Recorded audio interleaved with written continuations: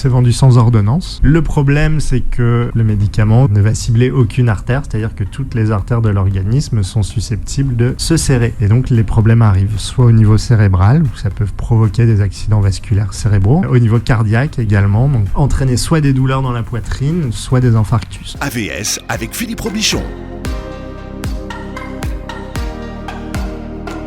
AVS pour votre santé. On parle de santé, de bien-être tous les jours entre midi et 13h sur Beurre FM.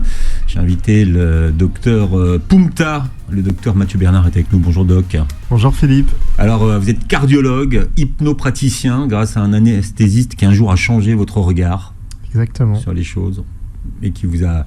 Parce que c'est Mohamed Marouf aujourd'hui qui exceptionnellement réalise l'émission et vous lui disiez que vous étiez aussi hypnopraticien. Il se demandait comment un cardiologue pouvait être hypnopraticien. Je vous raconte encore l'histoire. Ouais, Mohamed la connaît pas. Ouais, c'est né d'une frustration. Parce que j'ai des patients qui viennent me voir en cardiologie avec une plainte. Et donc moi j'ai été formé en tant que cardiologue pour rechercher la nature de cette plainte, pour répondre à leurs questions. Et il arrive que le bilan cardiologique, qui est fait de façon adaptée et exhaustive, soit normal. Et donc il y a les patients qui ont juste besoin d'entendre que tout va bien, qui repartent avec le sourire. Et ceux qui me disent « Ok, mon cœur va bien, mais moi j'ai toujours mes douleurs, j'ai toujours mes palpitations, qu'est-ce qu'on fait ?» Et donc j'étais frustré de leur dire « Je suis désolé, moi je suis au max. Tout va bien. Je peux rien de plus pour vous. » Et donc j'ai découvert l'hypnose et ma vision, c'est que parfois l'esprit vient générer des symptômes pour signifier que quelque chose ne va pas dans la vie de cette personne. Et donc l'hypnose permet de retrouver ce qui ne va pas et de faire ce qu'on appelle une relecture de vie. Vous étiez convaincu au départ ? Oui, ça m'a toujours fasciné. D'accord. Ouais. Mais je voyais pas comment l'intégrer à mon exercice de cardiologue. Et puis j'ai compris rapidement quand j'ai commencé mon exercice libéral. Je pense que voilà, il faut avoir un maximum d'outils pour répondre le plus possible à la demande des patients. Vous êtes également un spécialiste du stress, dont les manifestations cardiaques sont nombreuses, et ça on le voit de plus en plus. Oui, c'est un facteur de risque cardiovasculaire qui est reconnu, identifié. Maintenant, le stress représente plusieurs problèmes. Le premier, c'est qu'il est subjectif. Autant pour les autres facteurs de risque, on est en mesure de les quantifier. On peut quantifier une consommation de tabac, un taux de sucre, un taux de cholestérol, une hypertension artérielle. Mais pour le stress, on a des échelles de stress, mais qui sont très laborieuses, très fastidieuses, et puis qui sont assez incomplètes. Et donc ça, c'est le premier point. Et le deuxième point, ça demande du temps de s'intéresser au stress, aux causes de ce stress. Et donc, souvent, les médecins préfèrent prescrire des médicaments à visée symptomatique. On va baisser le niveau de stress, mais sans régler la cause. On néglige trop souvent, d'ailleurs, le stress. Oui. On fera une émission sur le stress. Et Poumta, donc, c'est le langage du cœur. C'est celui qu'on vous a enseigné à la faculté de médecine de Rennes, puisque vous êtes cardiologue breton en exil. Important. C'est ça. Oui, le Poumta, alors on l'enseigne différemment en fonction des facultés, mais le Poumta, c'est le bruit qu'on entend à l'auscultation cardiaque. Donc c'est la fermeture des valves cardiaques l'une après l'autre. C'est le pouvoir de l'esprit et des émotions sur le cœur. D'ailleurs, vous avez écrit un livre qui s'appelle « Le cœur, notre autre cerveau » aux éditions Larousse. On va démarrer, Doc, si vous voulez bien, par une question d'actualité. L'Agence de sécurité du médicament qui a alerté la semaine dernière sur les traitements contre le rhume.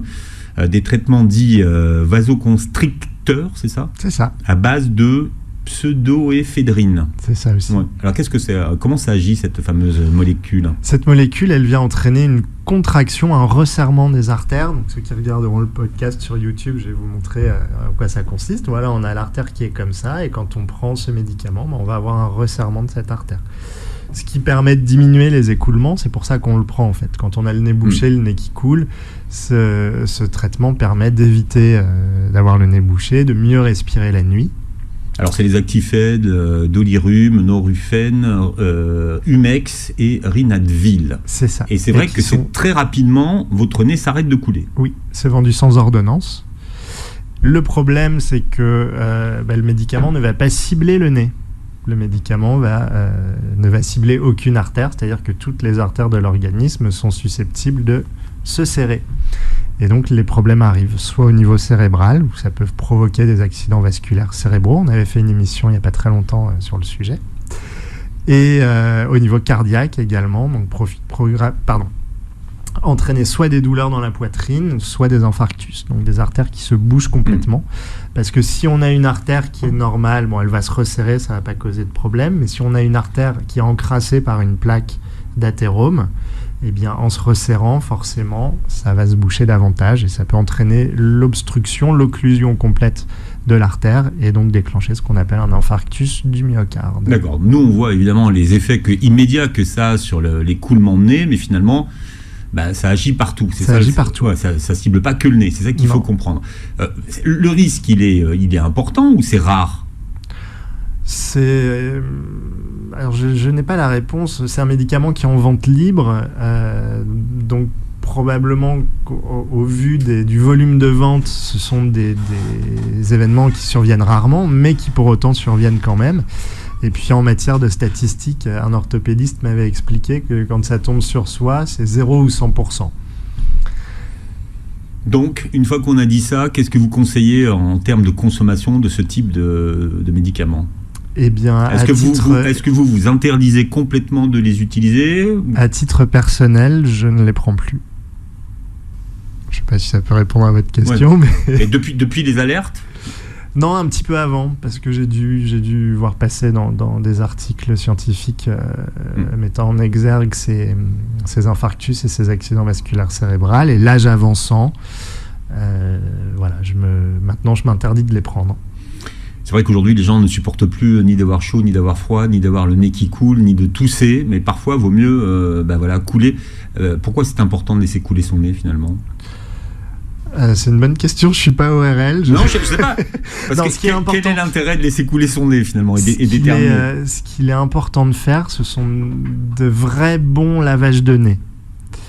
Et un vrai bon lavage de nez, ça se fait avec de l'eau salée, tiède. Donc après, vous trouverez les recettes sur Internet. Moi, je le fais à la louche, mais vous avez des volumes de sel à dissoudre dans des volumes d'eau. D'accord. Et après, avec une grosse seringue, vous injectez doucement dans une narine et c'est censé sortir par l'autre narine. Donc, c'est pas très glamour, mais en tout cas, c'est la manière la plus efficace de nettoyer son nez. Et si on nettoie régulièrement son nez, ça permet de le maintenir en super forme. Le nez, c'est l'une des premières barrières contre les infections virales. Et donc, si le nez est opérationnel, on chopera moins de rhume. D'accord. Vous importez de l'eau de Bretagne ? Je pourrais. C'est pour ça. Bien. Pourquoi c'est pas interdit à la vente, tout simplement ? Ah là là. Il y a beaucoup de médicaments qui, comme eux, sont mauvais d'ailleurs pour le cœur et qui sont à l'origine d'accidents comme des AVC. Alors, il y a des médicaments qui sont soit inefficaces et qui sont pour autant remboursés. Il y a des médicaments qui sont efficaces, comme le Daflon, et qui sont déremboursés. Donc, il n'y a pas de logique. Après, il y a des lobbies, il y a des intérêts économiques qui font que on continue de vendre ou de prescrire des médicaments qui sont soit inefficaces, soit dangereux.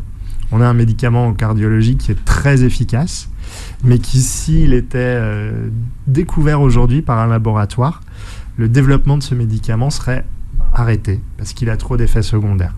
Cependant, comme c'est un traitement qui est utilisé depuis 40-50 ans et qu'il est efficace et qu'on n'a pas tellement d'autres médicaments aussi efficaces, eh bien on continue de le vendre. Maintenant, moi, c'est un médicament que je prescris vraiment avec parcimonie et que je réserve plutôt aux patients très âgés parce que il a des effets secondaires qui sont vraiment dévastateurs, qui ne sont pas systématiques, qui sont plutôt rares, mais quand ça survient, c'est dommage.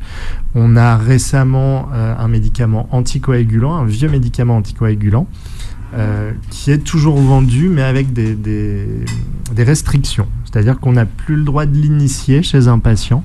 On ne peut le prescrire que chez un patient qui en a déjà eu plus de 6 mois.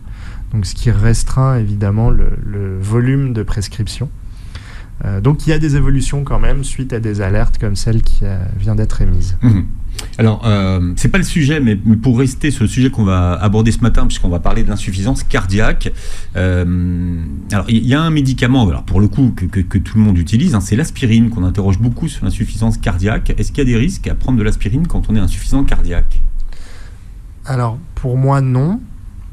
L'aspirine, avant, on la prescrivait en ce qu'on appelle prévention primaire, c'est-à-dire qu'on la prescrit avant que les problèmes n'arrivent. Et finalement, on s'est rendu compte que c'était plus délétère. Donc on l'a prescrit en prévention secondaire, c'est-à-dire une fois que les problèmes sont arrivés. Pourquoi ? Parce que l'aspirine entraîne plus de saignement. Pourquoi ça fluidifie le sang ? Ça fluidifie le sang, exactement. Ça D'accord. fluidifie le sang, mais comme l'a dit le maître d'un ami, l'aspirine, les anticoagulants ne sont pas des tessons de bouteille. C'est-à-dire que ça n'est pas quelque chose qui va entraîner un saignement. Ça veut dire qu'il y a une lésion, une fragilité, et que un saignement qui pouvait passer inaperçu va être augmenté par la prise d'aspirine. Donc c'est un mal pour un bien, parce que avoir mis des patients sous aspirine en prévention primaire ou même en prévention secondaire, ça a permis de découvrir des cancers du côlon un petit peu plus tôt. Parce que ça a déclenché des saignements. Parce que ça a déclenché des saignements qui n'auraient été découverts que bien plus tard en l'absence d'aspirine. Le problème, c'est les saignements au niveau cérébral. Là, malheureusement, on peut pas grand-chose pour les prévenir. Quand ça saigne, et on le voit par les dégâts que cela fait. Et donc c'est pour ça que l'aspirine maintenant est déconseillée en prévention primaire, comme la plupart des fluidifiants. D'accord. Et l'autre médicament, alors Star, qui fait pas mal parler de lui, mais je ne sais pas ce que ça fait en cardiologie, c'est tous les dérivés du paracétamol en cardiologie. Alors, pas de souci d'un point de vue cardiologique. La principale toxicité du paracétamol, elle est au niveau du foie, au niveau hépatique. Et effectivement, il faut avoir une consommation raisonnable, parce que sinon, ça peut entraîner une destruction du foie. Et autant on peut se substituer à un cœur ou à un rein qui est défaillant, autant pour le foie, qui est un épurateur aussi de l'organisme, on n'a pas grand-chose d'efficace. Donc, il faut préserver son foie. Oui, là aussi, mais c'est vrai que les messages commencent à passer sur le paracétamol, mais c'est devenu tellement une habitude pour les gens, dès qu'il y a un mal de tête, de prendre du paracétamol que... Alors pour le mal de tête, il y a une autre piste, puisque je souffrais de maux de tête. En fait, le sucre raffiné, le sucre blanc, c'est une vraie cochonnerie, et depuis que j'ai considérablement diminué ma consommation de sucre, je ne souffre plus de maux de tête. Donc avant de prendre un Doliprane, estimez votre consommation de sucre et diminuez-la si elle est trop importante. Vous avez fait votre détox sucré, c'est ça ? C'est ça. Complètement. Complètement. Ouais. Ouais. Et là, plus de maux de tête. Plus de maux de tête.